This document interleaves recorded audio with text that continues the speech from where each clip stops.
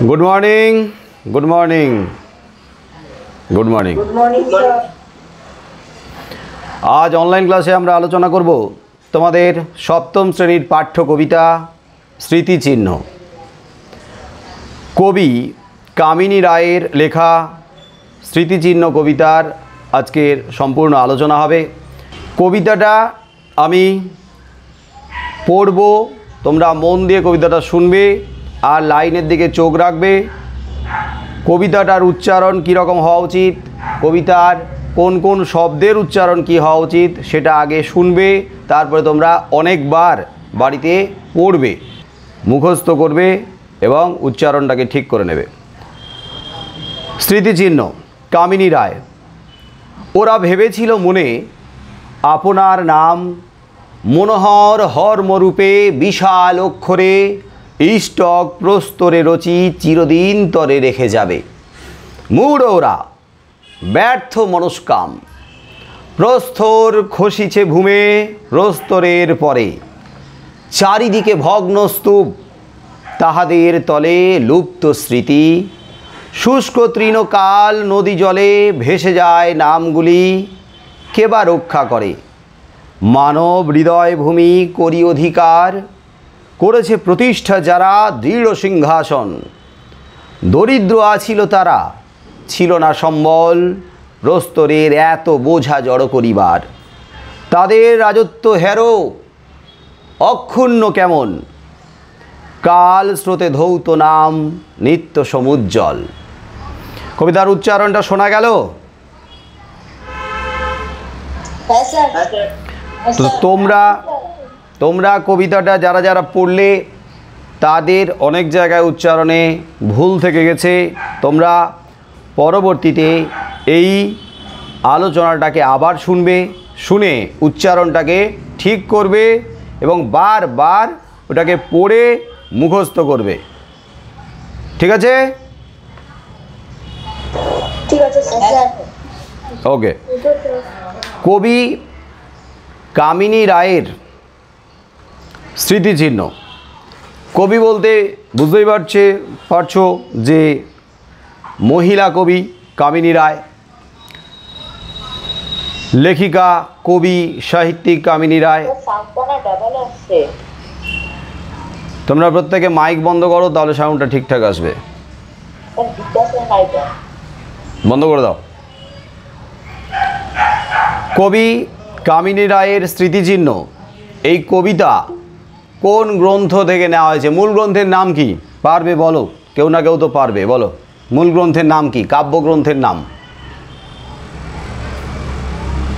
পারবে না। স্মৃতিচিহ্ন এই কবিতাটি কোন কাব্যগ্রন্থের অন্তর্গত? মূল গ্রন্থের নাম কি? না, আলো ছায়া না, নির্মাল্য। কাব্যগ্রন্থের নাম হলো নির্মাল্য। নির্মাল্য, দন্তে নয় হর্ষই, ময়রে বাঁকা, লয় জফলা। নির্মাল্য কাব্যগ্রন্থের অন্তর্গত। এটা লিখে রাখবে। মূল গ্রন্থের নাম অর্থাৎ কাব্যগ্রন্থের নাম নির্মাল্য। যে কাব্যগ্রন্থে এই নির্মাল্য এই কাব্যগ্রন্থ কবি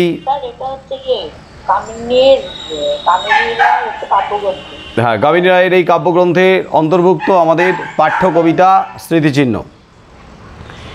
তো স্মৃতিচিহ্ন এই কবিতা নিয়ে আলোচনা করার আগে এই কবিতার কতগুলো শব্দ এবং সেই শব্দের অর্থগুলো তোমাদের জানতে হবে।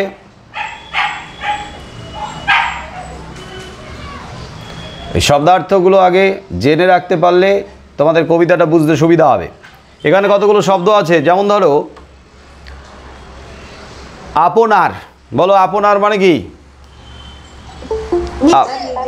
নিজের। হ্যাঁ, আপনার না, উচ্চারণ যখন করবে তখন কিন্তু আপনার বলবে না, আপনার নাম। আপনার নাম, আপনার মানে নিজের। মনোহর মানে কি? মনোহর, আহ দারুণ, মনোহর। মনকে আকৃষ্ট বা হরণ করে যা। Very good. মনকে আকৃষ্ট করে বা হরণ করে যা, মনকে টানে, মনকে মুগ্ধ করে এমন জিনিস, তাই তো মনোহর। সেটা কোনো দৃশ্য হতে পারে, সেটা কোনো ঘর বাড়ি হতে পারে, সে কোনো ব্যক্তি হতে পারে, বস্তু হতে পারে, প্রাকৃতিক দৃশ্য হতে পারে, গাছপালা, ফুল, পাখি, মানে এমন সুন্দর যা আমাদের মনকে হরণ করে, মনকে আকৃষ্ট করে, টানে, মুগ্ধ করে, মনকে ভরিয়ে দেয়, তাই তো মনোহর। এবারে হর্ম রূপে, হর্ম, হ ময় ময় রেপ জফলা, হর্ম, হর্ম রূপে, হর্ম মানে কি? অট্টালিকা, প্রাসাদ, অট্টালিকা, প্রাসাদ। তাহলে হর্ম রূপে মানে হচ্ছে প্রাসাদ রূপে, অট্টালিকা রূপে। তাহলে হর্ম মানেই হচ্ছে প্রাসাদ বা অট্টালিকা। তাহলে হর্ম রূপে মানে অট্টালিকা রূপে বা প্রাসাদ রূপে। বিশাল অক্ষরে মানে বিশাল বিশাল অক্ষর, বড় বড় অক্ষরে। ইষ্টক প্রস্তরে, বলো ইষ্টক মানে কি? ইট, ইট, হ্যাঁ, ইষ্টক মানে ইট, আর প্রস্তর মানে পাথর। তাহলে ইষ্টক প্রস্তর মানে ইট পাথরে, ইট পাথরের দ্বারা। রচি মানে কি? রচি, রচনা করি, রচনা করি, হ্যাঁ, রচনা করা, নির্মাণ করা, তৈরি করা, গড়ে তোলা। চিরদিন তরে, তরে মানে কি? তরে জন্য, জন্য, হ্যাঁ, চিরদিন তরে মানে তাহলে চিরদিনের জন্য, চিরকালের জন্য। মূঢ়, মূঢ়রা, মূঢ় মানে কি? বোকা, নির্বোধ, বোকা, নির্বোধ, মূর্খ, বোঝে না কি করছে তারা, যা ভাবছে সেটা ভুলভাল ভাবছে। তাহলে মূঢ়, নির্বোধ বা বোকা। মনস্কাম মানে কি? মনস্কাম, মনের ইচ্ছে, মনের ইচ্ছে, মনের ইচ্ছে, সেই হচ্ছে মনস্কাম, অভীষ্ট। প্রস্তর মানে কি? প্রস্তর একটু আগে বলা হলো, প্রস্তর মানে কি? পাথর, হ্যাঁ। আর ভূমে মানে কি? ভূমে, মাটিতে, হ্যাঁ, ভূমে মানে ভূমিতে মানে মাটিতে। আচ্ছা, প্রস্তরের পরে, প্রস্তরের পরে মানে কি? দেখো পরের আগে একটা অ্যাপোস্ট্রফি চিহ্ন দেওয়া আছে। এই অ্যাপোস্ট্রফি চিহ্নটা দেওয়া মানে বুঝতে হবে এখানে একটা অক্ষর বা বর্ণ এখানে মিসিং আছে, এখানে উজ্জ আছে, এখানে হবে হর্ষৌ, হবে হর্ষৌ। পরের আগে যে অ্যাপোস্ট্রফি দেওয়া আছে ওই অ্যাপোস্ট্রফি জায়গায় হর্ষৌ হবে। এখানে ছন্দের খাতিরে হর্ষৌটাকে তুলে দিয়ে প্রস্তরের পরে মানে প্রস্তরের উপরে, পাথরের উপরে। ভগ্ন মানে কি? ভগ্ন, ভাঙা, ভাঙা, হ্যাঁ। স্তূপ মানে কি? স্তূপ, স্তূপ, স্তূপ, গাদা, এক গাদা, ঢিপি, ঢিপি হয়ে থাকা, উঁচু হয়ে থাকা। আচ্ছা, কাল নদী মানে কি? কাল নদী, সময়ের নদী, হ্যাঁ, যে নদী, সময়ের নদী, সময়ের যে নদী মানে সময়ের ধারা, সময় নদী, যে সময় গড়ে গড়ে চলেছে, সময় বয়ে চলেছে, সেটা যেন একটা নদীর সঙ্গে তুলনীয়। আচ্ছা, মানব হৃদয় ভূমি, হৃদয় ভূমি মানে কি বুঝিয়েছে? মন, মনের জগৎকে, মনকে, মনের জগৎকে, হৃদয়ের ভূমি, মনের জগৎ, মনকে, হ্যাঁ। সম্বল মানে কি? সম্বল, সম্বল মানে হচ্ছে পাথেয়, পুঁজি। সম্বল মানে সামর্থ্য, সামর্থ্য, পুঁজি। সম্বল মানে অবলম্বন, অনেক রকমের হয় শব্দ। এখানে যে অর্থটা আমাদের লাগবে সেটাই আমরা পরে এখানে প্রয়োগ করব। সম্বল, সামর্থ্য, ক্ষমতা, বুঝতে পারছো? হেরো মানে কি? হেরো, হেরো, বলো হেরো, হেরো মানে কি? দেখো, দেখো, হেরো মানে দেখো, হ্যাঁ। অক্ষুণ্ণ মানে কি? অক্ষুণ্ণ, যা ক্ষুণ্ণ হয় না, এমন, ক্ষুণ্ণ হয় না, ক্ষুণ্ণ, নষ্ট, নষ্ট হয় না, ক্ষয় হয় না। তাহলে অক্ষুণ্ণ মানে যা অক্ষয়, যা অমর, যা কোনোদিন নষ্ট হয় না, যার কোনোদিন পরিবর্তন হয় না, একই অবস্থায় থাকে, অক্ষুণ্ণ অবস্থায়, অক্ষুণ্ণ, ক্ষয় হয় না, নষ্ট হয় না, অক্ষুণ্ণ, ক্ষুণ্ণ হয় না। কাল স্রোতে মানে কি? কাল স্রোত, জীবন প্রবাহ, কাল মানে তো সময়, তাহলে কাল স্রোত মানে কি? সময়ের স্রোত, সময়ের প্রবাহ। সময় কি কারোর জন্য দাঁড়িয়ে থাকে, অপেক্ষা করে? বলো,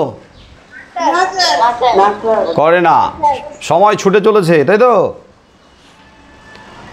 যেমন নদী ছুটে চলেছে, নদীর স্রোত দুরন্ত গতিতে ছুটে চলেছে, তেমনি সময়ের নদী তাতে সময়ের স্রোত কিন্তু দুর্বার গতিতে এগিয়ে চলেছে। এই যে কঠিন পরিস্থিতি, এই কঠিন পরিস্থিতিতেও কি সময় কি অপেক্ষা করে আছে আমাদের জন্য? কারোর জন্য সময় কি দাঁড়িয়ে আছে? না, দাঁড়িয়ে নেই। আমাদের জীবনযাত্রায়, হ্যাঁ, আমাদের জীবনযাত্রায় অনেকটা পরিবর্তন এসেছে, আমাদের জীবনযাত্রা অনেকটা থমকে গেছে। তার জন্য কি সময় দাঁড়িয়ে আছে? সময় কি দাঁড়িয়ে আছে? সময় তো দাঁড়িয়ে নেই। হ্যাঁ, ঘন্টা, তারপরে দিন, তারপরে সপ্তাহ, মাস, বছর তো পেরিয়ে চলেই যাচ্ছে। তাহলে সময়ের ধারা তো ছুটছে, সময়ের স্রোত ছুটছে, কারোর জন্য অপেক্ষা করে না। Time and tide wait for none. সমুদ্রের জলের, নদীর জলের, সময়ের ধারার যে গতি, সে কারোর জন্য অপেক্ষা করে না। কিন্তু আমরা যদি ভাবি, ও বাবা, এই যে পরিস্থিতি, এই পরিস্থিতিতে তো সব কিছু স্তব্ধ হয়ে গেছে, তাহলে আমরা একদম কাজকর্ম করব না, ঘর থেকে একেবারে বেরোবো না, একেবারে ঘরের ভেতরেই বসে থাকবো, তাহলে সময় কি আমাদের দাম দেবে? আমাদের জন্য কি দাঁড়াবে? অপেক্ষা করবে? আচ্ছা ঠিক আছে, আমি অপেক্ষা করছি, তোমরা ঠিক আছে দিনের পর দিন, বছরের পর বছর ঘরের ভেতরে আটকে বসে থাকো, কিচ্ছু করো না। পারা সম্ভব? সময় কি আমাদের সেই দামটা দেবে, মূল্যটা বুঝবে? সময় বলবে টাটা বাই বাই, সময় বলবে টাটা বাই বাই, আমি কিন্তু আমার গতি কমাবো না, আমি ছুটছি দুরন্ত গতিতে, ছুটবই। তাহলে আমাদের কি করতে হবে? আমাদের কি করতে হবে? সেই গতিটাকে ধরতে হবে, সেই গতির সঙ্গে আমাদের সামঞ্জস্য রাখতে হবে। আমাদেরকে কি করতে হবে? সেই গতির সঙ্গে, সময়ের গতির সঙ্গে বজায় রেখে আমাদেরকে পাল্লা দিতে হবে। আমাদের চেষ্টা করতে হবে সময়ের গতিটাকে ধরার, তার সাথে সাথে ছোটার। যাই হোক, তাহলে ধৌত মানে কি বলো? ধৌত, হ্যাঁ, ধোয়া, ধুয়ে দেওয়া, ধোয়া। নিত্য মানে কি? নিত্য, হ্যাঁ, নিত্য মানে প্রতিনিয়ত, প্রতিনিয়ত, প্রতি মুহূর্ত, প্রতি সময়, প্রতিনিয়ত মানে চিরকাল অর্থে নিত্য। সমুজ্জ্বল মানে কি? সমুজ্জ্বল, সম্পূর্ণভাবে উজ্জ্বল। হ্যাঁ, সম যোগ উজ্জ্বল, সন্ধি বিচ্ছেদ করলে হয় সম যোগ উজ্জ্বল। তাহলে সমুজ্জ্বল, সম উজ্জ্বল অর্থাৎ সম্পূর্ণরূপে, মানে দারুণভাবে, মানে একবারে জলজল করছে, প্রচণ্ড উজ্জ্বলতা, ঝলমল করছে, দীপ্তি পাচ্ছে, জ্যোতি একবারে ঝলমল করছে। তাহলে এখানে স্মৃতিচিহ্ন কবিতাতে যে সমস্ত শব্দের অর্থগুলো কঠিন ছিল সেগুলো বলে দিলাম। আগে সেই অর্থগুলোকে তোমাদের বুঝিয়ে দেওয়া হলো, অর্থগুলো বুঝে গেছো। এবারে আমরা বিষয়টা বুঝবো, তারপরে আমরা লাইন ধরে আলোচনাতে যাব। তার আগে আলোচনা করব কবি সম্পর্কে। মহিলা কবি, কবি কামিনী রায়।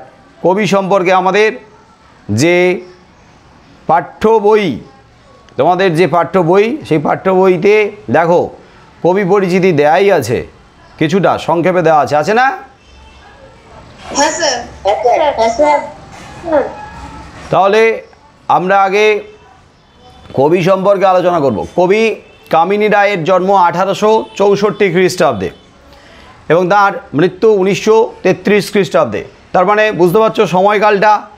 তিনি আজকালকার কবি নন, তিনি স্বাধীনতার অনেক আগের কবি। স্বাধীনতার অনেকগুলো বছর আগেই কিন্তু তার মৃত্যু। তার মানে ঊনবিংশ শতাব্দীর আর বিংশ শতাব্দীর এই সময়কালটাতে, ঊনবিংশ আর বিংশ শতাব্দীর সময়কালটাতে, এই মাঝামাঝি সময়কালের কিছু আগে কিছু পরে, এই সময়কালে কিন্তু তার বাংলা সাহিত্যে আত্মপ্রকাশ। মাত্র 15 বছর বয়সে। তোমাদের বয়স কত বলো? 12, ক্লাস 7, 12, 13, 14, 15। তার মানে কোন ক্লাসে পড়েন তিনি তখন? এই বয়স হলে তোমরা কোন ক্লাসে পড়বে? ক্লাস 10। তো ক্লাস 10, দশম শ্রেণীর। তো তোমরা যখন দশম শ্রেণীতে যাবে, 15 বছর বয়স, তখন 15-16 বছর বয়স। তো তোমাদের কি সববার এরকম কাব্যগ্রন্থের বই প্রকাশিত হবে বলে মনে হয়? মনে হয়? হ্যাঁ, কেউ কেউ অত্যন্ত মেধাবী, কারোর মধ্যে চেষ্টা আছে, এদিকে ঝোঁক আছে, লেখালেখির প্রবণতা রয়েছে, তাদের দ্বারা সম্ভব।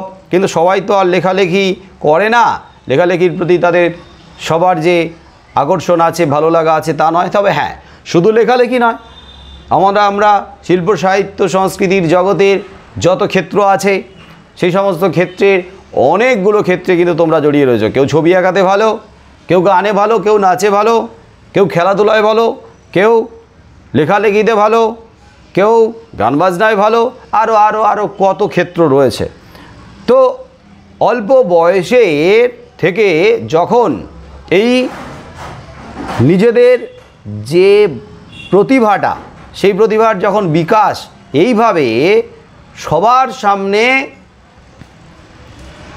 ঘটে যায়, সবার সামনে যখন এই নিজেকে ছড়িয়ে দিতে পারবে, মেলে ধরতে পারবে, পড়াশোনার পাশাপাশি, পড়াশোনা ছাড়াও তার পাশাপাশি নিজের যে সৃজনশীলতা, সৃষ্টিশীলতা, নিজের মধ্যে যে কোনো কিছু করার যে ইচ্ছা, এবং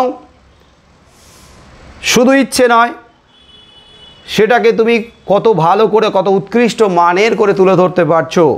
এবং অনেকের মধ্যে কিন্তু নানা ধরনের প্রতিভা রয়েছে, এবং সেই প্রতিভাটাকে যখন অল্প বয়সে সামনে আমরা মেলে ধরতে পারি, তখন কিন্তু রীতিমতো একটা আত্মতৃপ্তি, ভালো লাগা, আনন্দ কাজ করে, এবং সেটা পরবর্তীতে তোমাদেরকে অনেক দূরে এগিয়ে নিয়ে যাবে। কি খুব অল্প বয়সে যদি তোমাদের কারোর হাতের কাজ বলো, লেখা, আঁকা, গান, এগুলো যদি সবার সামনে ব্যাপকভাবে ছড়িয়ে পড়ে, তাহলে পরবর্তীতে এই কাজের থেকে তোমরা তো প্রেরণা পাবে, ইন্সপিরেশন পাবে না, উৎসাহ। হ্যাঁ, তাহলে আমরা এখন এই যে সোশ্যাল মিডিয়াতে দেখতে পাই, খবরের কাগজে দেখতে পাই, কি দেখতে পাই, অল্প বয়সে কিন্তু অনেকের দুরন্ত প্রতিভা সামনে কিন্তু ভাইরাল হয়ে যায়।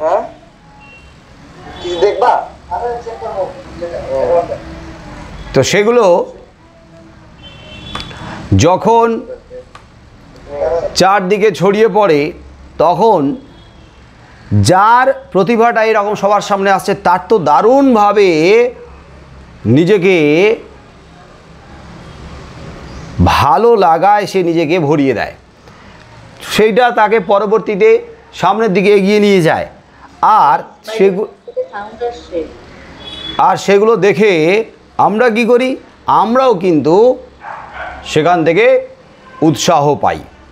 তো কবি কামিনী রায় মাত্র 15 বছর বয়সে যে কাব্য গ্রন্থের প্রকাশ হয়েছিল, সেটা কিন্তু পরবর্তীতে তাকে একটা বড় জায়গায়, বিরাট বড় সাহিত্যিকের জায়গায় পৌঁছে দিয়েছে। তোমার লেখালেখির চর্চা আরও বেড়েছে। কামিনী রায়ের জন্ম 1864 খ্রিস্টাব্দে। কোথায়? হ্যাঁ, 64 খ্রিস্টাব্দে। কোথায় না, বরিশাল জেলার বাসন্ডা গ্রামে। তার পিতার নাম চণ্ডীচরণ সেন।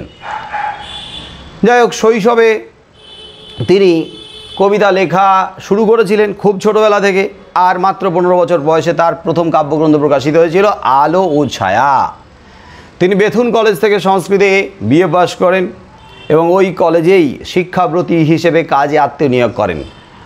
কাজের প্রতি ভালোবাসা থেকে ওখানেই তিনি কাজে মনোনিবেশ করেন। তার উল্লেখযোগ্য কাব্যগ্রন্থগুলোর মধ্যে রয়েছে পৌরাণিকী, দীপ ও ধূপ, জীবন পথে, মাল্য ও নির্মাল্য, অশোক সঙ্গীত প্রভৃতি। কলকাতা বিশ্ববিদ্যালয় থেকে তিনি স্বর্ণপদক লাভ করেন, জগত্তারিণী স্বর্ণপদক। আর মূল গ্রন্থের নাম বলো, মূল গ্রন্থের নাম কি বললাম? নির্মাল্য।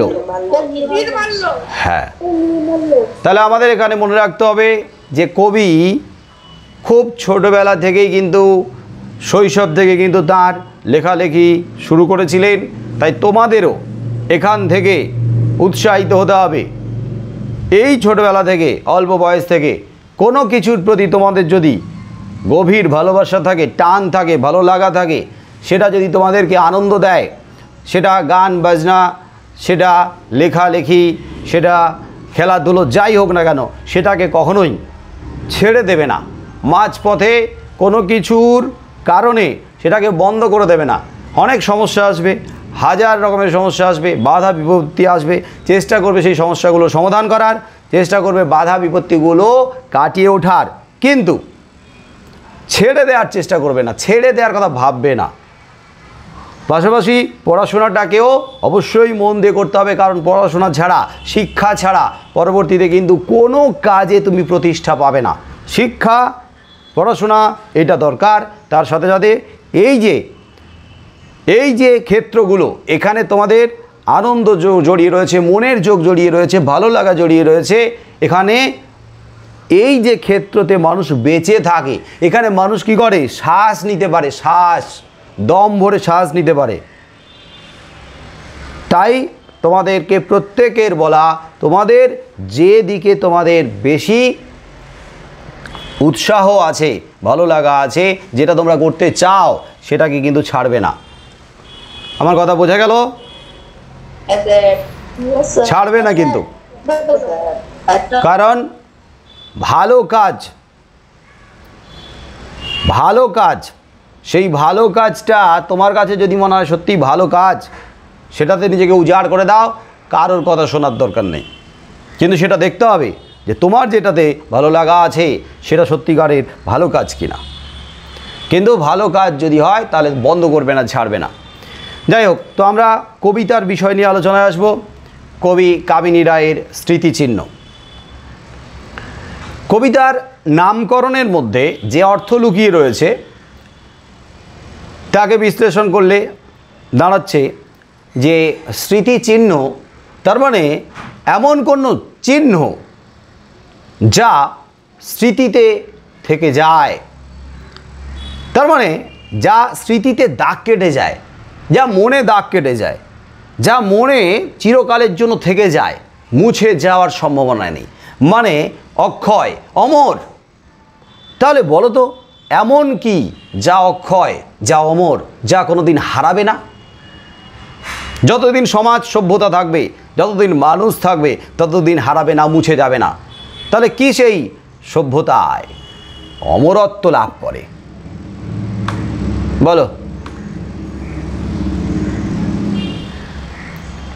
এমন কি যা মুছে যাওয়ার নয়, নষ্ট হওয়ার নয়, হারানোর নয়, যুগের পর যুগ, শতাব্দীর পর শতাব্দী, তা চিরকালের জন্য আমাদের মনের মণিকোঠায় থেকে যাবে? কি সেটা?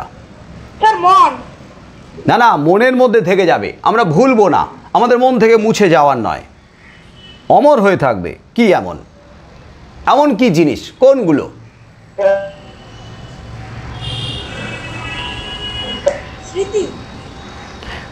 স্মৃতি, অবশ্যই স্মৃতি। কিন্তু কোন সব স্মৃতি? কাদের স্মৃতি? কাদের কথা? বিখ্যাত মানুষদের।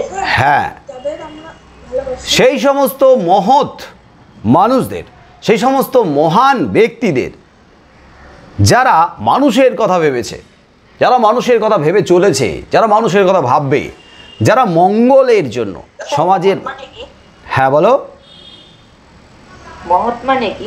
মহৎ মানে মহান, যাদের মধ্যে মহত্ব রয়েছে, যারা নিজেদের স্বার্থের কথা না ভেবে, অর্থাৎ ব্যক্তির স্বার্থের কথা না ভেবে, যারা সমাজের স্বার্থের কথা ভাবে, মানুষের স্বার্থের কথা ভাবে, দশ এবং দেশের কথা ভাবে, যারা সমাজের কল্যাণের জন্য নিজেকে উজাড় করে দেয়, নিঃস্বার্থভাবে যারা কাজ করে, যাদের মধ্যে সেবা পরায়ণতার মানসিকতা রয়েছে, সেবা পরায়ণতার গুণটা রয়েছে, তারাই তো মহৎ, মহান। তাহলে যারা ব্যক্তি স্বার্থের কথা ভাবে, ছোট ক্ষুদ্র স্বার্থের কথা ভাবে, শুধু নিজেকে নিয়ে ব্যস্ত থাকে, নিজে কেমন ভালো থাকবো, নিজে কেমন ভালো খাবো, নিজে কেমন ভালো পরবো, নিজে ভালোভাবে ঘুরবো, নিজে সারাক্ষণ শুধু নিজেকে নিয়ে ভাবতে থাকে, তো তারা তো ব্যক্তিকেন্দ্রিক, তারা তো আত্মকেন্দ্রিক। তো তাদের দ্বারা বহু মানুষের উপকার, মঙ্গল, ভালো হবে কি? হয় কি? তার দ্বারা তার হয়, তার ভালো হয়, আর তার পরিবারের লোকজনের হয়তো ভালো হয়, কিন্তু দেশের মানুষের সবার ভালো যে ভাবে, সেই তো মহান, সেই তো আমাদের থেকে অনেক অনেক অনেক ঊর্ধ্বে। স্বামী বিবেকানন্দ, শ্রী চৈতন্যদেব, নেতাজি সুভাষচন্দ্র বসু, যত বীর বিপ্লবীরা রয়েছেন, যত শহীদরা রয়েছেন, ক্ষুদিরাম বসু, হ্যাঁ আমি একবারেই বলে দিচ্ছি, সেই সমস্ত ব্যক্তিরা যারা আমাদের দেশের জন্য আত্মবলিদান দিয়েছেন, যারা আমাদের জন্য আমাদেরকে ভালো রাখবে বলে, আমাদেরকে স্বাধীন করবে বলে, আমাদের দেশ স্বাধীন করবে বলে ঝাঁপিয়ে পড়েছেন, নিজেদের কথা ভাবেননি, তাহলে সেই সমস্ত ব্যক্তিরা তারাই তো মহান, তারাই তো মহৎ। তো তারা কি করেছে?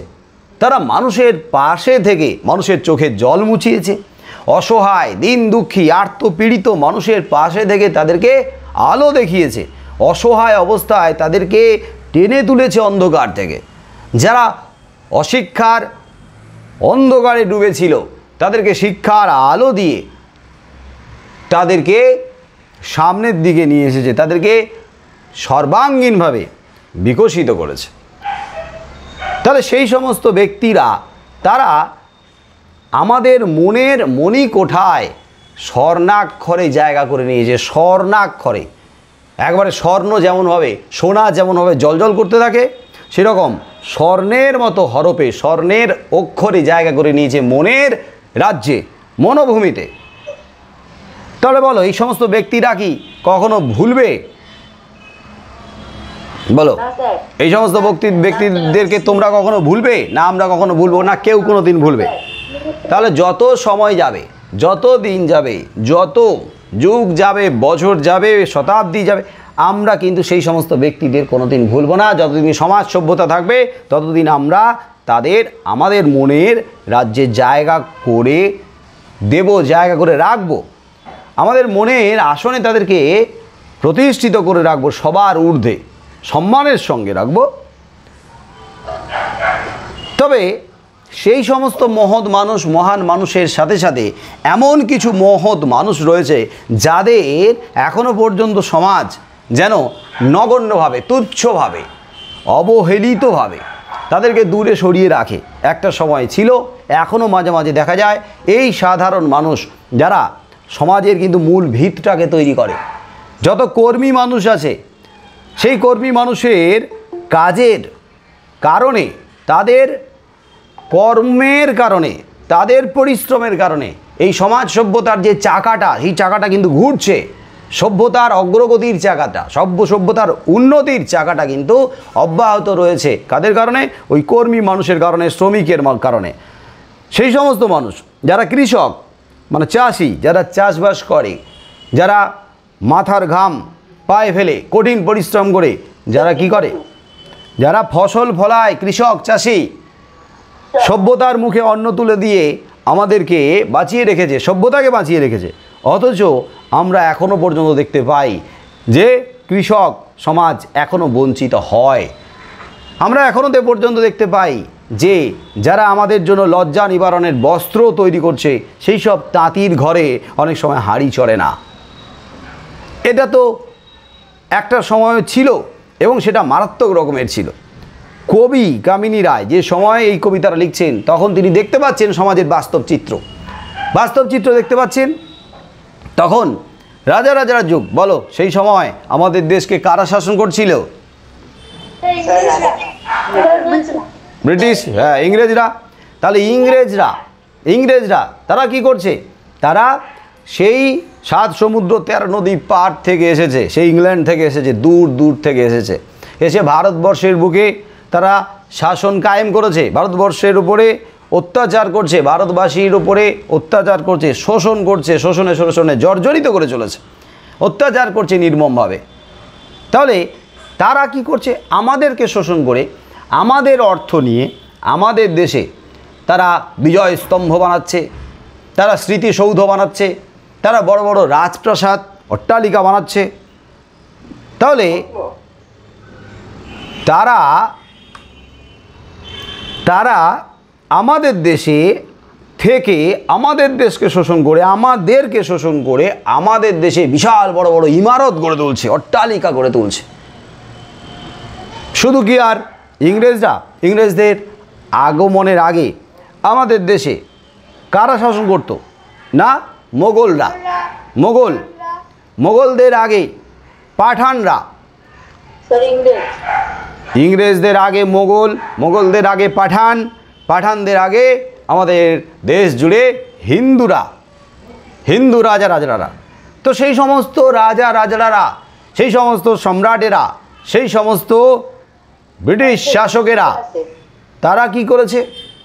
তারা যত প্রাসাদ বানিয়েছে, এই যে এখন ঐতিহাসিক স্থানগুলোতে গেলে আমরা দেখতে পাই যত প্রাসাদ রয়েছে, এখন অনেক জায়গায় সেই সমস্ত প্রাসাদগুলো ভগ্ন হয়ে গেছে, অনেক প্রাসাদগুলোকে রক্ষণাবেক্ষণ করা হচ্ছে।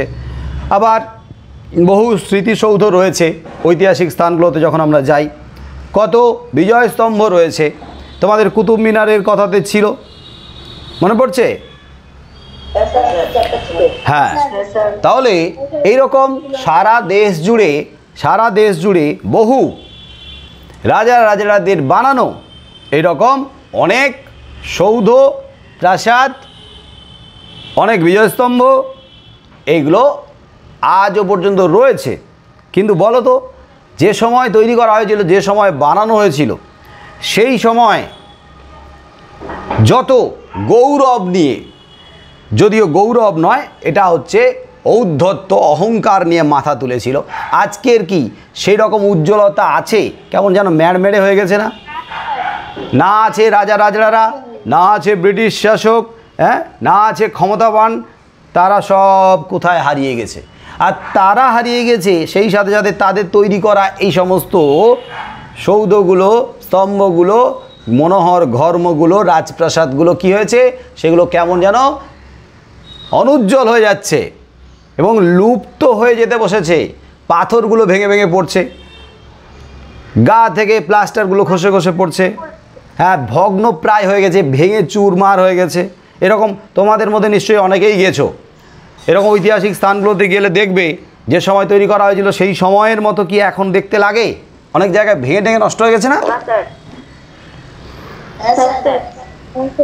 তাহলে একটা জিনিস আমাদের মনে করতে হবে যে যারা মানুষকে শোষণ করে, যারা মানুষকে বঞ্চিত করে, মানুষের উপরে আঘাত হেনে যারা বিপুল অর্থ সম্পদ লুটপাট করেছিল এবং সেই অর্থ সম্পদ দিয়ে তারা ভেবেছিল আমরা বিশাল বড় প্রাসাদ বানাবো, সেই প্রাসাদে আমরা নিজেদের নামকে বড় বড় করে লিখে রাখবো এবং সোনার হরপে লিখে রাখলে, বড় বড় করে লিখে রাখলে সেগুলো আজীবন টিকে থাকবে আর আমাদের গর্ব, আমাদের অহংকার, আমাদের গৌরবকে সবার কাছে পৌঁছে দেবে, সবার মাঝে ছড়িয়ে দেবে।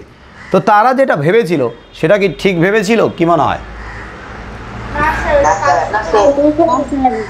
তারা যা ভেবেছিল সেটা ঠিক ভাবেনি। কারণ অত্যাচার করে, শোষণ করে, মানুষকে অপমান করে, কেড়ে নিয়ে জোর করে, লুটপাট করে হয়তো সাময়িকভাবে মাথা তুলে দাঁড়ানো যায়, কিন্তু চিরকালের জন্য মাথা তুলে দাঁড়ানো যায় না। আর যদি সাময়িকভাবে মাথা তুলে দাঁড়ায়ও, সেখানে কিন্তু মানুষের ভালোবাসা থাকে না, আশীর্বাদ থাকে না, সেখানে মানুষের ঘৃণা জড়িয়ে থাকে। মানুষ সেখানে কখনোই শ্রদ্ধা করে না, ভক্তি করে না, ভালোবাসে না। সেই জিনিসগুলোকে মানুষ কী করে? ঘৃণা করে। কারণ মানুষের ওখানে কত রক্ত লেগে আছে, পরিশ্রম লেগে আছে, চোখের জল লেগে আছে, কত কষ্ট যন্ত্রণা ওগুলোর সঙ্গে জড়িয়ে রয়েছে। তাহলে এটা বুঝতে হবে যে যার সঙ্গে নির্মমতা জড়িয়ে রয়েছে, নিষ্ঠুরতা জড়িয়ে রয়েছে, সেগুলো কি চিরকালের জন্য অমর হতে পারে, স্থায়ী লাভ করতে পারে? পারে না। কিন্তু যারা দেখো মানুষকে ভালোবেসে মানুষের মন জয় করেছে, মানুষের কাজে এসে মানুষের মন জয় করেছে, মানুষের সেবা করে মানুষের মন জয় করেছে, মানুষকে ভালোর দিকে নিয়ে গেছে, আলোর দিকে নিয়ে গেছে, মানুষকে দিশা দেখিয়েছে, পথ দেখিয়েছে, মানুষের মুখে হাসি ফুটিয়েছে, মানুষকে ভালো রেখেছে, অসহায় মানুষের আত্মবল হয়েছে, আত্মবিশ্বাস হয়েছে, তাদের মেরুদণ্ড হয়ে সোজা করে দাঁড়িয়েছে। তাহলে সেই সমস্ত মানুষকে মানুষ মনে রেখেছে, মনের জায়গাতে দরজা দিয়েছে, মনের জায়গায় দরজা দিয়েছে, তাদেরকে কোনোদিন ভোলেনি, ভুলবেও না। কিন্তু সময়ের স্রোত তো আপন নিয়মে বয়ে চলেছে, আপন খেয়ালে বয়ে চলেছে, সময়ের স্রোত কারোর জন্য দাঁড়ায় না। আর সেই সময়ের স্রোতে, কাল স্রোতে কি হয়? কাল স্রোতে কিন্তু ভেসে যায়।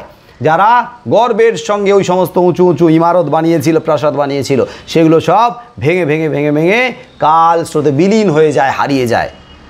কারণ কাল স্রোত কাউকে ক্ষমা করে না, বিশেষ করে যারা অত্যাচার করেছে সেই সমস্ত ক্ষমতাবান, সেই সমস্ত সাম্রাজ্যবাদীরা, তাদেরকে কিন্তু ক্ষমা করে না, তাদের সমস্ত চিহ্ন লুপ্ত করে দেয়, ভাসিয়ে নিয়ে যায়। একটা সময় তাদেরকে কেউ আর মনে রাখবে না।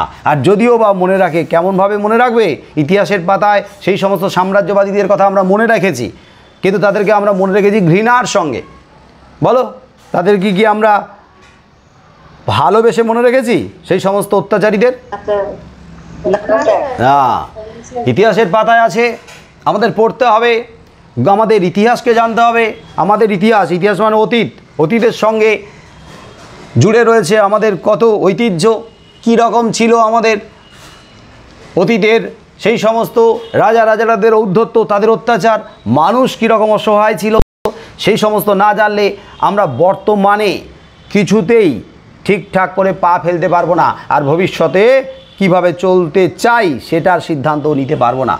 তাহলে অতীতটাকে আমাদের জানতে হবে, তাই ইতিহাসকে আমাদের জানতে হবে। কিন্তু ইতিহাসকে আমরা জেনে যখন ইতিহাসের পাতায় সেই সমস্ত ব্যক্তিদের কথা শুনি যারা ভয়ঙ্কর অত্যাচারী, প্রজা শোষক, প্রজা পালকের পরিবর্তে প্রজাকে আঘাত করে গেছে, প্রজাকে শোষণ করেছে, করে বিশাল বিশাল ইমারত বানিয়েছে, তাদেরকে কি আমরা ভালোবেসে মনে রাখি? না, অত্যন্ত ঘৃণা করি, অত্যন্ত ঘৃণা করি। তাদের কথা যখন আমরা পড়ি আমাদের গা যেন জ্বালা করে, রাগ হয়, রীতিমতো মনে হয় যে এত অত্যাচার করতো, এত শোষণ করতো মানুষকে, ইস, এই মানুষগুলো মানুষ, এই মানুষগুলো মানুষ নয়। তাদের মাঝখানে আবার যখন দেখি সেই সমস্ত অসহায় মানুষকে, অত্যাচারিত মানুষকে যারা টেনে তুলেছে, যারা ভালোবেসেছে, যারা পথ দেখিয়েছে, বাহ, সেই সমস্ত মানুষগুলো কত মহান, কত মহৎ, আমাদের মনের মধ্যে স্বর্ণাক্ষরে তাদের নামগুলো লেখা রয়েছে। এবং সেই সমস্ত ব্যক্তিদের সাথে সাথে তাদের নামও লেখা রয়েছে যারা কর্মী মানুষ, শ্রমজীবী মানুষ, যারা দিন আনে দিন খায়, কিন্তু যারা কি করে, পরিশ্রম করে সমাজ সভ্যতাকে দুরন্ত গতিতে উন্নতির শিখরে পৌঁছে দিয়েছে। এখনও পর্যন্ত যাদের দ্বারা, যাদের পরিশ্রমের দ্বারা, যাদের কাজের দ্বারা সভ্যতার অগ্রগতির চাকাটা অবিরাম ঘুরে চলেছে, সেই সমস্ত মানুষদেরকে আমরা সম্মান করি, শ্রদ্ধা করি, কারণ তাদের ছাড়া কোনোদিন সভ্যতার চাকা চলতে পারে না, স্তব্ধ হয়ে যেতে বাধ্য। তাহলে মানুষের কথা আমরা ভাবি সেই সমস্ত মানুষের কথা যারা মানুষ নিজের জন্য নয়, যারা বেশিরভাগের জন্য, বহু মানুষের জন্য নিজেদের ত্যাগ স্বীকার করেছে, নিজেদেরকে পুরোপুরি আত্মোৎসর্গ করেছে, তাদের কথা আমরা মনে রাখি, মনে রাখবো। বিষয়টা বোঝা গেল? এবারে তোমরা লাইনের দিকে তাকাবে, কবিতার লাইনের দিকে তাকাবে। আমি কবিতার লাইনগুলো ধরে মানেটা একটু বুঝিয়ে দেব। স্মৃতিচিহ্ন কামিনী রায়। ওরা ভেবেছিল মনে, ওরা, এই ওরা কারা? কারা ভেবেছিল মনে? কারা মনে মনে ভেবেছিল? কারা ভেবেছিল মনে মনে যে আমরা এরকম করব, এরকম করলে আমরা এইভাবে টিকে থাকবো, আমাদেরকে অমর করে রাখতে পারবো? ওরা ভেবেছিল মনে। ওরা কারা? ওরা হচ্ছে সেই সমস্ত ক্ষমতাবান, সেই সমস্ত সুযোগ সন্ধানী, স্বার্থপর, অত্যাচারী, সেই সমস্ত সাম্রাজ্যবাদী, দাম্ভিক, লোভী মানুষগুলোর কথা বলা হয়েছে। অবশ্যই তাদের মধ্যে রাজা, শাসক সম্প্রদায়ও রয়েছে। বোঝা গেল ওরা মানে কারা? তো ওরা ভেবেছিল মনে। তোমরা মনে পর্যন্ত গিয়ে পড়ে থামবে। মনে ভেবেছিল মানে মনে মনে ভেবেছিল। আমরাও তো অনেক সময় কি করি, ভাবি। তো ভাবনাটা তো মনের মধ্যেই আসে, তাহলে মনে মনেই তো ভাবি। তো মনে মনে ভেবে আমরা কি করি? মনে মনে ভাবি, তারপরে তাকে আমরা মুখে প্রকাশ করি, কাজে প্রকাশ করি। তাহলে ভাবনা তো মনে মনেই আসে। শোনা যাচ্ছে না, শোনা যাচ্ছে না মাঝে মাঝে, না নেটওয়ার্কের প্রবলেমের কারণে। শোনা যাচ্ছে। হ্যাঁ, মাইকটাকে তোমরা অফ করে দাও। তাহলে ওরা ভেবেছিল মনে, ওরা ওই সাম্রাজ্যবাদী দাম্ভিক অত্যাচারী শাসকেরা, ক্ষমতাবানেরা মনে মনে ভেবেছিল যে আপনার নাম, অর্থাৎ নিজের নাম মনোহর ঘর্মরূপে, মনোহর অর্থাৎ মনকে হরণ করে, যা দূর থেকে দেখলে মনে হবে দারুণ দারুণ, অসাধারণ অসাধারণ, মনকে টানবে, মুগ্ধ করবে, এই মনোহর ঘর্মরূপে। হর্ম মানে কি তাহলে? হর্ম মানে প্রাসাদ, প্রাসাদ রূপে বিশাল বড় বড় অসাধারণ অতুলনীয় মনোহর প্রাসাদ রূপে বিশাল অক্ষরে ইষ্টক প্রস্তরে রচি চিরদিন তরে রেখে যাবে। ইষ্টক মানে ইট, প্রস্তর মানে পাথর, ইট পাথরে তৈরি করবে বিশাল বড় বড় ইমারত প্রাসাদ, এবং সেই বিশাল বড় বড় ইমারত প্রাসাদগুলোই যেন বিশাল বড় বড় অক্ষরের মাধ্যমে চিরদিনের জন্য জায়গা করে নেবে সমাজে, মানুষের মাঝে। যেমনভাবে বড় বড় অক্ষরে লিখে রাখলে দূর থেকে সেই অক্ষরগুলো আমরা দেখতে পাই, দূর থেকে সেই অক্ষরগুলো জলজল করে।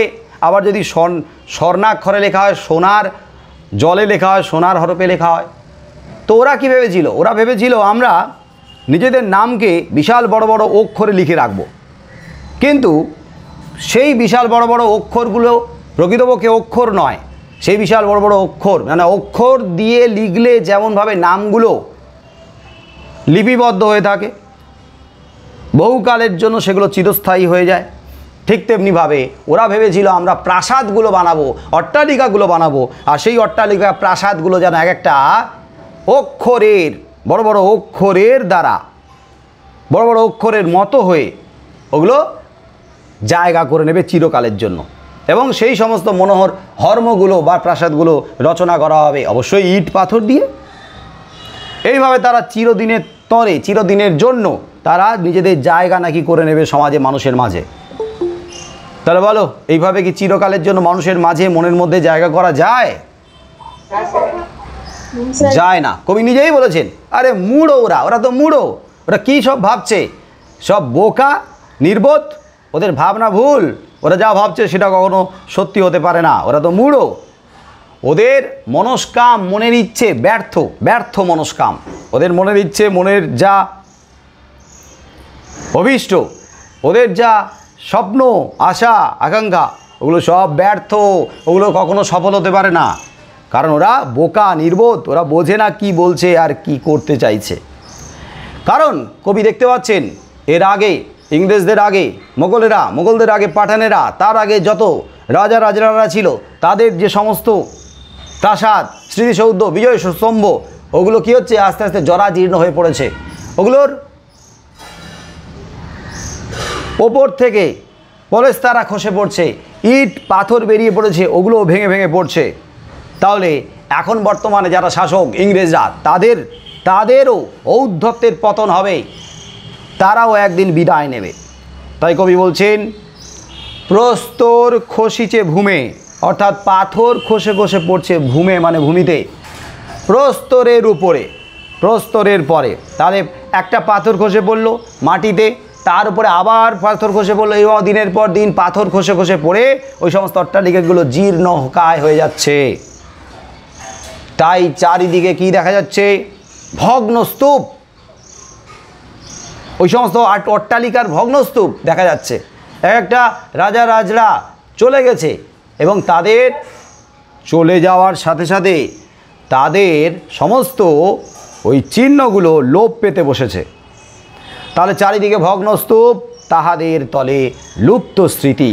ওই ভগ্নস্তূপের তলায় চাপা পড়ে গেছে তাদের স্মৃতি, সব লুপ্ত হতে বসেছে, সব হারিয়ে যেতে বসেছে। কাদের স্মৃতি? ওই রাজাদের ঔদ্ধত্যের, অহংকারের স্মৃতি সবই লুপ্ত হতে বসেছে, হারিয়ে যেতে বসেছে। আমরা জানি যে যখন জলস্রোত চলে, সেই জলের স্রোতে যখন গতি প্রচণ্ড থাকে, তখন যদি তার মধ্যে একটা শুষ্ক তৃণ পড়ে থাকে, তৃণ মানে ঘাস, শুষ্ক মানে শুকনো ঘাস পড়ে যায়, তাহলে বলো সেই ঘাসটা কি ওই জায়গায় দাঁড়িয়ে থাকতে পারে?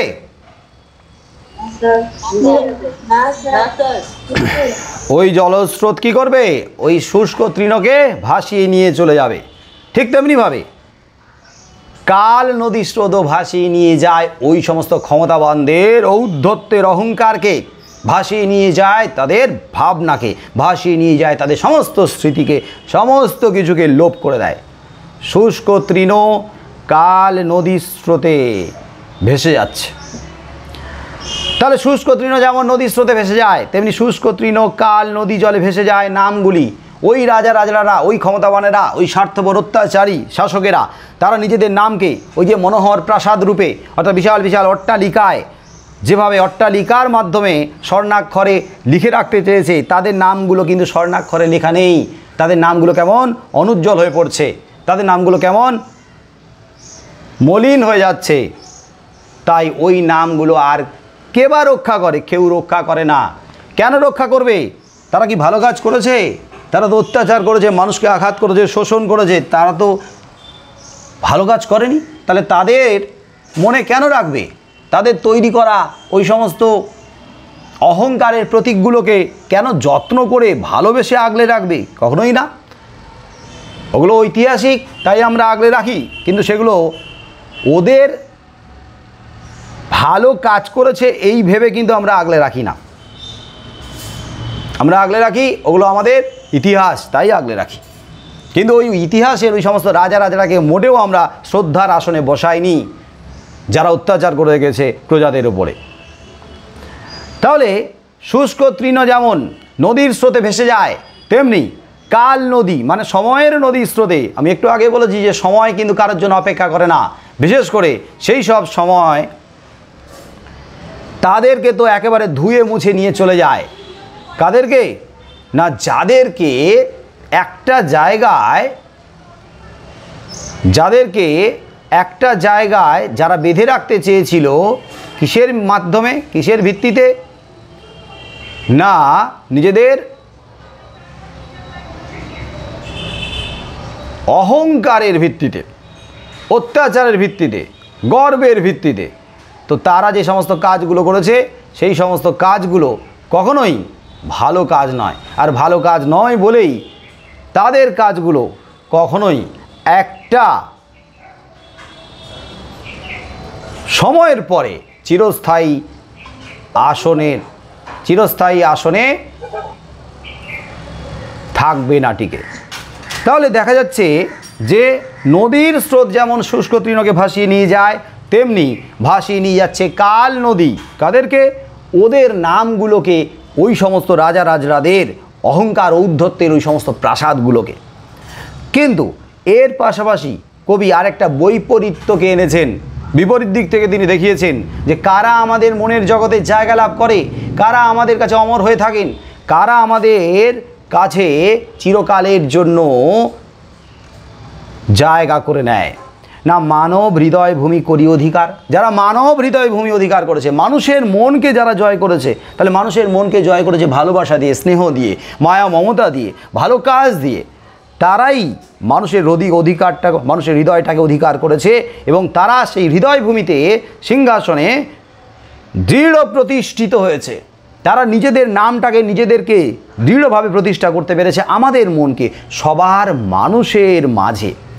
তাহলে মানব হৃদয় ভূমি করি অধিকার, মানুষের হৃদয় ভূমিকে অধিকার করেছে প্রতিষ্ঠা যারা দৃঢ় সিংহাসন, যারা নিজেদের সিংহাসনটাকে দৃঢ় প্রতিষ্ঠা করেছে মনের মধ্যে। দরিদ্র আছিল তারা দরিদ্র ছিল, আছিল, এটা ধ্বনি পরিবর্তন হয়েছে, আছিল, এটা হচ্ছে ছিল থেকে আছিল। এই যে যখন কোনো শব্দের আগে স্বরধ্বনির আগমন ঘটে তাকে বলা হয় আদি স্বরাগম। এরকম আলোচনা আমি ধ্বনি পরিবর্তনে তোমাদের করে পাঠিয়ে দিয়েছিলাম। শুনেছো এগুলো আলোচনা? ধ্বনি পরিবর্তন ওখানে স্বরাগম ছিল, স্বরাগম। যখন কোনো শব্দের আদিতে মানে শুরুতে স্বরধ্বনির আগমন ঘটে তখন তাকে আদি স্বরাগম বলা হয়। আর এই আদি স্বরাগমের উদাহরণ হচ্ছে ছিল থেকে আছিল, মানেই ছিল। তাহলে ছিল কি ছিল? না, যারা দরিদ্র ছিল, যারা দরিদ্র, অসহায়, দিন দুঃখী, সেই সমস্ত মানুষ যারা দিনরাত সেবা করেছে সভ্যতার, সমাজের, মানুষের, তাদের কিন্তু টাকা পয়সা ছিল না, তাদের সহায় সম্বল ছিল না সম্বল ছিল না, ক্ষমতা ছিল না, সামর্থ্য ছিল না, প্রচুর টাকা পয়সা ছিল না। কি করার জন্য?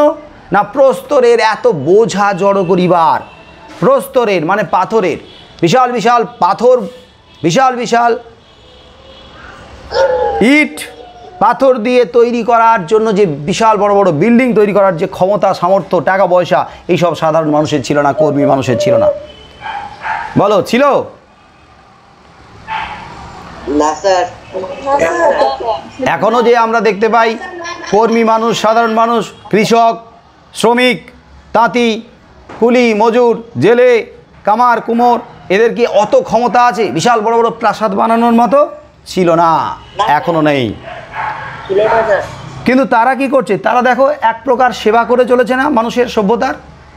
তারা নিজেদের কাজটা করে যাচ্ছে মন দিয়ে, হাড় ভাঙা পরিশ্রম করে। আর সেই জন্য কিন্তু আমরা টিকে আছি, বেঁচে আছি। সভ্যতা কিন্তু এগিয়ে যাচ্ছে তরতর করে। আজকের এই কঠিন পরিস্থিতির সময়েও ভাবো, আমরা অনেকে ভয়ে ঘরে ঢুকে গেছি, কিন্তু যারা কৃষক, যারা কাজ করে, পরিশ্রম করে, সেই সমস্ত শ্রমিক, তারা কি ঘরের মধ্যে আটকে বসে রয়েছে? তাদের কি বসে রাখলে দিন চলবে? তারা কি বেঁচে থাকতে পারবে বলো? আছে? না স্যার। তারা কিন্তু মাঠে যাচ্ছে, তারা কিন্তু নদীতে যাচ্ছে নৌকা নিয়ে, তারা কিন্তু তাঁতে বসছে, তাঁত চালিয়ে তারা কিন্তু বস্ত্র তৈরি করছে। তার মানে শিল্প কল কারখানায় যারা কাজ করছে, সেই সমস্ত শ্রমিকেরা কিন্তু তাদের কাজ বন্ধ করতে পারছে না। কারণ কাজ বন্ধ করে দিলে এক তো তারা যেমন না খেয়ে থাকবে, এটা ঠিক, তেমনি এটার সাথে সাথে তারা কাজ বন্ধ করে দিলে আমরা মানে কি সমাজ সভ্যতা না খেয়ে থাকবে। অর্থাৎ সমাজ সভ্যতা কিন্তু শেষ হয়ে যাবে, একেবারে স্তব্ধ হয়ে যাবে। তাহলে এরাই তো সবথেকে বড় সেবক, এরাই তো আমাদের সবথেকে বড় শ্রদ্ধার পাত্র। আমরাই তো এদেরকে আমাদের মনের জায়গাতে জায়গা দেব, এবং এরাই চিরকালের জন্য জায়গা পাবে। শ্রমজীবী মেহনতি মানুষ তারা ছিল, আছে এবং থাকবে। তারাই কি করবে? পরিশ্রমের দ্বারা সমাজ সভ্যতাকে তাদের মেহনত দিয়ে এগিয়ে নিয়ে যাবে। কি তোমরাও তো এটা মানো কি মানো না? না স্যার। হ্যাঁ স্যার। তাহলে যারা দরিদ্র ছিল কিন্তু তাদের কোনো সম্বল ছিল না এত বড় বড় ইমারত বানানোর জন্য, এত প্রস্তরের বোঝা জড়ো করার, কিন্তু তবু আমরা দেখতে পাচ্ছি তাদের রাজত্ব হেরো মানে দেখো, তাকাও, দেখো, ভালো করে উপলব্ধি করো যে তাদের রাজত্ব মানে মানুষের মনকে যারা জয় করেছে, সেই সমস্ত মেহনতি মানুষের, সাধারণ পরিশ্রমী মানুষের রাজত্ব দেখো এখনো পর্যন্ত অক্ষুণ্ণ মানে ক্ষুণ্ণ হয়নি, জল করছে, উজ্জ্বল হয়ে রয়েছে। কাল স্রোতে ধৌত নাম নিত্য সমুজ্জ্বল। যত কাল স্রোতে নামগুলো ধৌত হবে, ধুয়ে যাবে, কিন্তু নামগুলো ধুয়ে গেলে নাম ধুয়ে যাবে না। তাদের নামের উপর দিয়ে কাল স্রোত ধুয়ে দিয়ে গেলেও তাদের নামগুলো দিনের পর দিন নিত্য আরও উজ্জ্বল হবে। ব্যাপারটা দেখবে, যখন আমরা কোনো বড় বড় করে অক্ষরে কোনো কিছু লিখে রাখি এবং সেগুলোকে যদি পরিষ্কার না করি, ধুলো জমতে সেগুলো কেমন মলিন হয়ে যায়, ম্যাড়মেড়ে হয়ে যায়। তো সেগুলোকে জল দিয়ে ধুয়ে দিলে কি হয়? লেখা মুছে যাবে নাকি সেগুলো উজ্জ্বল হবে? কি মনে হয়? ধরো যেগুলো স্বর্ণাক্ষরে লেখা হয়েছে সেগুলোর উপরে ধুলো পড়ে গেছে, জল দিয়ে ধুয়ে দিলে সেগুলো চকচক করবে নাকি ওগুলো পুরো মুছে যাবে? চকচক করবে। চকচক করবে। হ্যাঁ, তেমনি আমাদের মনের মধ্যে এই সমস্ত মানুষ যারা ভালো কাজের দ্বারা, মহৎ কাজের দ্বারা আমাদের মনে নিজেদের নামটাকে খোদাই করে ফেলেছে, যত কাল স্রোত আসুক, যত সময়ের স্রোত তার উপর দিয়ে বয়ে যাক, বলো সময় স্রোত বয়ে গেলে কি তাদের নামগুলোকে মুছে দিয়ে যাবে না তাদের নামগুলোকে আরও উজ্জ্বল করে দিয়ে যাবে? মুছে দিয়ে যাবে না, তাদের নামগুলোকে আরও উজ্জ্বল করে দিয়ে যাবে। কিন্তু কাদের নামগুলোকে মুছে দিয়ে যাবে কাল স্রোত? বলো কাদের নামগুলোকে মুছে দিয়ে চলে যাবে? স্যার যারা নিজের নাম বড় করে লেখে, হ্যাঁ, যারা নিজেরা অহংকারের দ্বারা, যারা ঔদ্ধত্যের দ্বারা, যারা অত্যাচার করে, যারা শোষণ করে, যারা অমানবিক হয়ে মানুষকে শোষণ করে মানুষের কাছ থেকে কেড়ে নিয়ে বিশাল বিশাল অট্টালিকা, প্রাসাদ এইগুলো বানিয়ে তারা ভেবেছিল আমরা নিজেরা এগুলোর মাধ্যমে মানুষের মনে জায়গা করে নেব, তাদের ভাবনা তো ভুল। এবং তাদের নামগুলো ওই সমস্ত অট্টালিকাগুলোর ভগ্ন প্রায় হওয়ার সাথে সাথে তাদের নামগুলো হারিয়ে যাচ্ছে, মুছে যাচ্ছে। কিন্তু আমাদের মনের মধ্যে যারা নিজেদের মহত্বতা দিয়ে জায়গা করে নিয়েছে, তাদের নামগুলো তাদের উপর দিয়ে বয়ে চলা কাল স্রোতে ধুয়ে যায় না, বরং আরও উজ্জ্বল হয়ে যাচ্ছে। নিত্য মানে প্রতিনিয়ত সমুজ্জ্বল, আরও উজ্জ্বল হয়ে উঠছে, চকচক করে উঠছে। অর্থাৎ এখান থেকে আমরা বুঝলাম আমাদের মনের মণিকোঠায় জায়গা করে নিয়েছে সেই সমস্ত মহৎ মানুষ, সেই সমস্ত মহান মানুষ, সেই সমস্ত হাজার হাজার লাখ লাখ কোটি কোটি কর্মী মানুষ, মেহনতি মানুষ, যারা নিজেদের কথা না ভেবে সমাজ সভ্যতার কথা ভেবে নিজেদেরকে উজাড় করে দিয়েছে। তাই এখান থেকে যে শিক্ষা আমরা নিলাম, সেই শিক্ষা নিয়ে আমরা আমাদের জীবনে কাজে লাগাবো, প্রয়োগ করব। আমরাও সমাজের জন্য, মানুষের জন্য কিছু করে যাব। এই ভাবনাটায় আমাদের দীক্ষিত হতে হবে, এই মন্ত্রে আমাদের দীক্ষিত হতে হবে, তবে কি এই কবিতা রচনার যে বিষয় সেটা সার্থক। তো যাই হোক, কবিতা বোঝা গেল তোমাদের? তাহলে এই কবিতার শব্দার্থগুলো তোমরা মুখস্থ করবে, বারবার তোমরা এই কবিতাটা পড়বে, উচ্চারণটাকে ঠিক করবে, করে এই কবিতার যে বিষয়বস্তু, সেই বিষয়বস্তুটাকে নিজের ভাষায় লিখবে। কি বলতে চাইছে সেটা নিজের ভাষায় লিখলে এখান থেকে যে ধরনের প্রশ্ন আসুক না কেন পরে, এখান থেকে সেই সমস্ত প্রশ্নের উত্তরগুলো তোমরা লিখতে পারবে। আজকে তাহলে আমাদের এই পর্যন্ত ক্লাস থাকবে, ঠিক আছে? হ্যাঁ স্যার। ঠিক আছে, সবাইকে tata, bye bye. Bye sir. Thank you sir, bye sir.